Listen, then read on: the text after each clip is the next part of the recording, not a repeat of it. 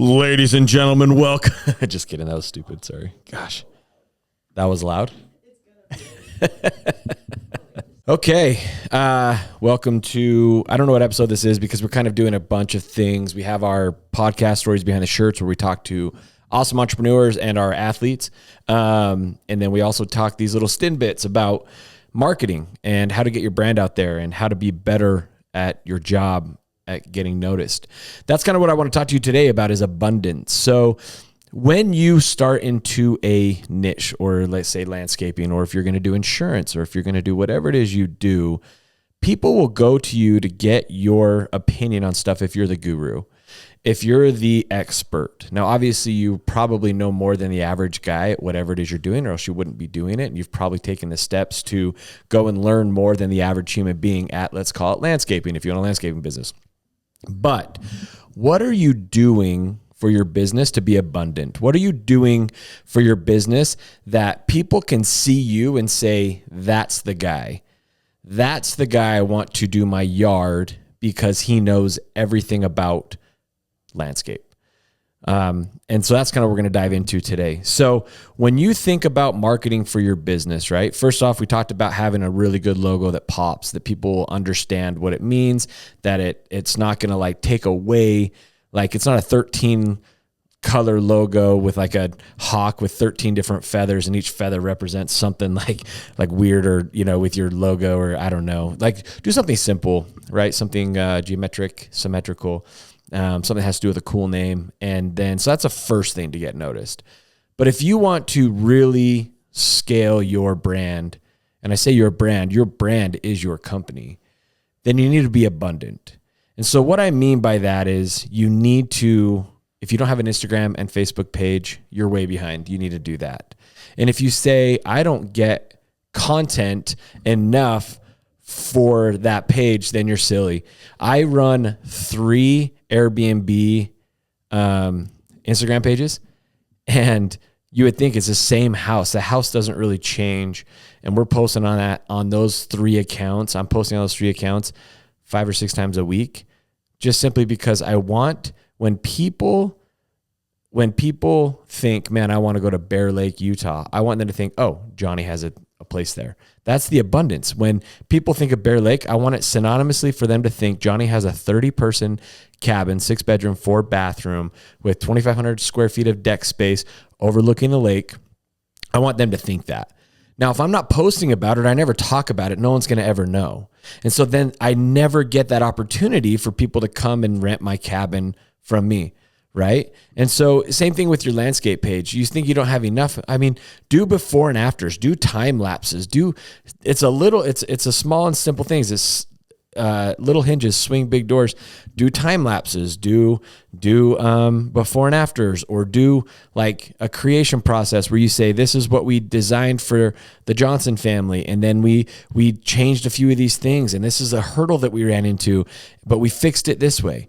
As you're doing these things, people are going to start watching what you're doing. And then you are all of a sudden the guru.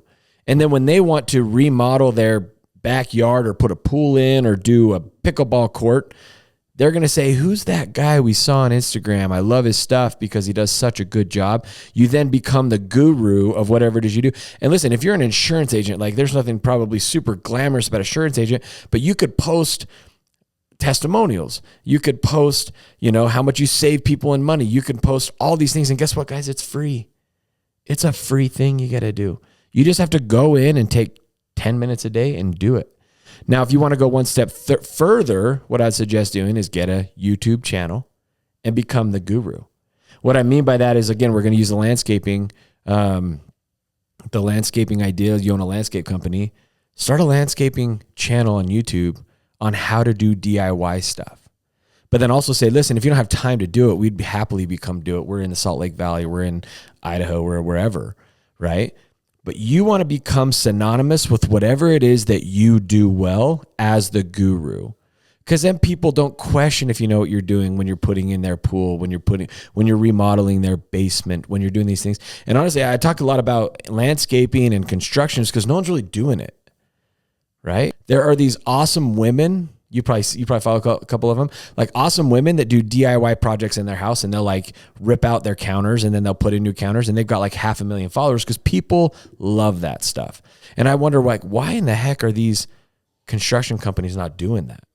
These landscape companies not doing that? Why are they not being abundant and just sharing everything they do? Because my dad's a general contractor. I don't think he's signed on to Instagram his whole life because it was a different age. But I think about if he was here today, he would have to, because that's how you become the guru. That's how people notice you and see you now, is that free content you're putting online.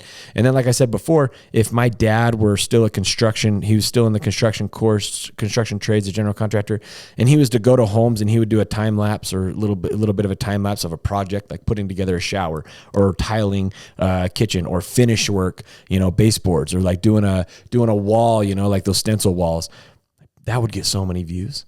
And then people would all of a sudden say, Boyd Johnson, man, that guy's the guru. And so this lesson today is simply be abundant, and it's free. Be abundant. Go out and post as much as you can about your business, and make sure you're tagging it with definite ways to get a hold of you and easy ways for them to come and talk to you about your business. Because if you do that, you're immediately going to get people that need your services, and that they see you do stuff and they think, man, I want that guy to do that to my house, or I want that lady to do that to my house. So in fact, I'm going to say it real quick. So just this weekend, I posted a lot we have a home in St. George, and we were down there, and I posted a lot about it while we were down there. And I had probably 12 or 13 people come up to me or message me and be like, I didn't know you had a place in St. George.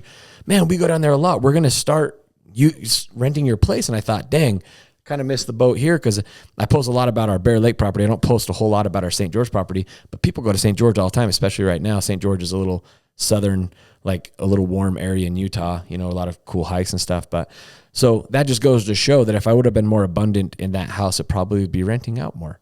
So be abundant, be the guru, and you're good at it, clearly, because you do it.